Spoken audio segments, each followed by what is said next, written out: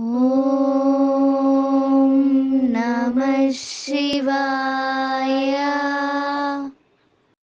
ఓం నమః శివాయ. నకార్తిక సమో మాసో నకృతేన సమం యుగం నవేద సదృశం శాస్త్రం నతీర్థం గంగయా సమం. కార్తీక మాసానికి సమానమైనటువంటి మాసమేదీ లేదు. సత్యయుగంతో సమానమైన యుగమేదీ లేదు. వేదములతో సమానమైన శాస్త్రమేదీ లేదు. గంగా నది వంటి ఇతర నది లేదు అని ఈ శ్లోకం యొక్క అర్థం. అదేవిధంగా మనము పరమ పవిత్రమైనటువంటి కార్తీక మాసంలో ఉన్నాము. ఆ కార్తీక మాసం యొక్క వైశిష్ట్యాన్ని తెలిపే కార్తీక పురాణము తెలుసుకునే ప్రయత్నాన్ని చేద్దాం. ఓం నమ శివాయ. ఓం నమో నారాయణాయ. కార్తీక పురాణం 29వ అధ్యాయం. అంబరీషోపాఖ్యానం. అంబరీషుడు దూర్వాసునికి ఆతిథ్యమిచ్చుట. అత్రి మహర్షి అగస్త్యుల వారితో ఇలా చెబుతున్నారు. ఈ విధంగా సుదర్శన చక్రం అంబరీషుడికి అభయమిచ్చి ఇద్దరినీ రక్షించి భక్తకోటికి దర్శనమిచ్చి అంతర్ధానమైంది అని ఇలా చెప్పసాగాడు. ఆ తర్వాత అంబరీషుడు దూర్వాసుడి పాదాలపై పడి దండ ప్రణామాలు ఆచరించాడు. పాదాలను కడిగి ఆ నీటిని తన తలపై చల్లుకుని ఇలా చెబుతున్నాడు. ఓ మునిశ్రేష్ఠ, నేను సంసార మార్గంలో ఉన్న ఒక సామాన్య గృహస్థుడిని. నా శక్తి కొద్దీ నేను శ్రీమన్నారాయణుడిని సేవిస్తాను. ద్వాదశీ వ్రతం చేస్తూ ప్రజలకు ఎలాంటి ఆపద వాటిల్లకుండా ధర్మవర్తనుడనై రాజ్యాన్ని పాలిస్తున్నాను. నా వల్ల మీకు సంభవించిన కష్టానికి నన్ను క్షమించండి.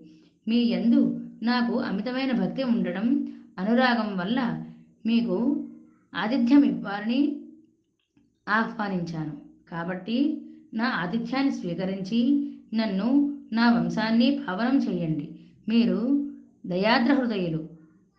ముందు నన్ను కోపంతో శపించినా మరలా భాగ్యం కొద్దీ నా గృహానికి వచ్చారు.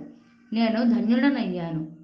మీ రాక వల్ల శ్రీ మహావిష్ణువు సుదర్శన చక్ర దర్శన భాగ్యం కలిగింది. అందుకు నేను మీ ఉపకారాన్ని మరువలేను. ఓ మహానుభావ, నా మనస్సెంతో సంతోషంగా ఉంది.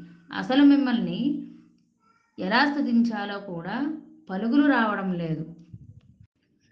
నా కంటి వెంట ఆనంద భాష్పాలు వస్తున్నాయి. వాటితో మీ పాదాలను కడుగుతున్నాను.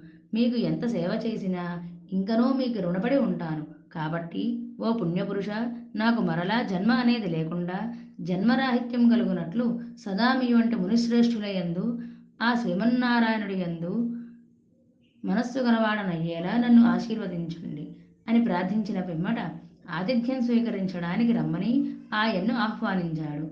ఈ విధంగా తన పాదాలపై పడి ప్రార్థిస్తున్న అంబరీషుడిని దూర్వాసుడు ఆశీర్వదించి, రాజా, ఎవరు ఎదుటివారి బాధను నివారించి ప్రాణాలను కాపాడుతారో, ఎవరు శత్రువులకైనా శక్తి కొలది ఉపకారం చేస్తారో అట్టివారు తండ్రితో సమానమని ధర్మశాస్త్రాలు చెబుతున్నాయి. కాబట్టి నీవు నాకు ఎంతో ఇష్టుడవు, తండ్రి సమానుడవు అయ్యావు. నేను నీకు నమస్కరించినచో నాకంటే చిన్నవాడవుట వల్ల నీకు ఆయుక్షీణమగును. అందుకే నీకు నమస్కరించడం లేదు. నీవు కోరిన ఈ కోరిక స్వల్పమైనదే, తప్పక నెరవేరుస్తాను. పవిత్ర ఏకాదశి నాడు వ్రతనిష్ఠతో ఉండే నీకు మనస్తాపం కలుగజేసినందుకు వెంటనే నేను తగు ప్రాయశ్చిత్తం అనుభవించాను. నాకు సంభవించిన విపత్తును తొలగించేందుకు నీవే దిక్కయ్యావు. నీవు ఇచ్చిన ఆతిథ్యం స్వీకరించడం నా భాగ్యం అన్నారు. ఆ తర్వాత అంతా కలిసి పంచభక్ష ప్రమాణాలతో సంతృప్తిగా భుజించారు. దూర్వాసుడు అతని భక్తిని ప్రశంసించి అనంతరం దీవించి తన ఆశ్రమానికి తిరిగి వెళ్ళిపోయారు. తిరిగి అత్రి మహాముని అగస్త్యుల వారితో ఇలా చెబుతున్నారు. ఈ వృత్తాంతమంతా కార్తీక శుద్ధ ద్వాదశి రోజున జరిగింది. ద్వాదశీ వ్రత ప్రభావం ఎంతటి మహత్తు కలదో గ్రహించావా? ఆ రోజున విష్ణుమూర్తి క్షీరసాగరంలో శేషశయ్యపై నుంచి లేస్తారు. ఆ రోజు ప్రసన్న మనస్కుడై చేసిన పుణ్యం ఇతర దినాలలో దశదానాలు చేసినంత ఫలితంతో సమానం. ఎవరైనా కార్తీక శుద్ధ ఏకాదశి రోజున శుష్కోపవాసం ఉండి పగలంతా హరినామ కీర్తనతో గడిపి రాత్రి పురాణం చదువుతూ లేదా వింటూ జాగరణ చేసి ఆ తర్వాతి రోజున అయిన ద్వాదశి నాడు తన శక్తి కొద్దీ శ్రీమన్నారాయణుడిని ధ్యానించి ఆ శ్రీహరి ప్రీతి కోసం దానాలిచ్చి బ్రాహ్మలకు స్వయం పాకం అంటే భోజన ద్రవ్యం ఇవ్వాలి. అలా చేసేవారి సర్వపాపాలు ఈ వ్రత ప్రభావం వల్ల పటాపంచలైపోతాయి.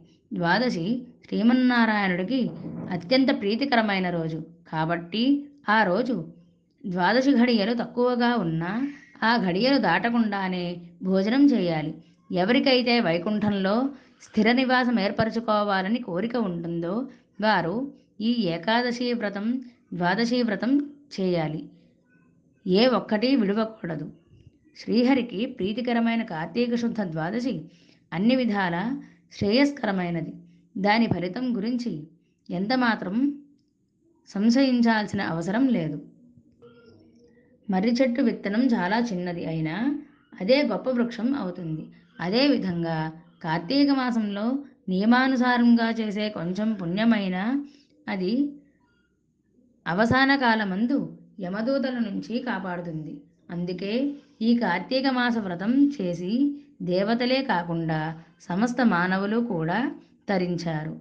ఈ కథను ఎవరు చదివినా విన్నా సకల ఐశ్వర్యాలు సిద్ధించి అఖండ ధనప్రాప్తి కలుగుతుందని అత్రి మహర్షి తెలియజేశారు. స్కాంద పురాణాంతర్గత వశిష్ఠ ప్రోక్త కార్తీక మాహత్యం 29వ అధ్యాయం సమాప్తం. సర్వే జనా సుఖినో భవంతు. ఓం నమః శివాయ. ఓం నమో నారాయణాయ. అందరము కూడా భక్తిగా కార్తీక పురాణాన్ని విందాం. కార్తీక దామోదరుని అనుగ్రహాన్ని పొందుదాం. శుభం భూయాత్. ఓం నమః శివాయ.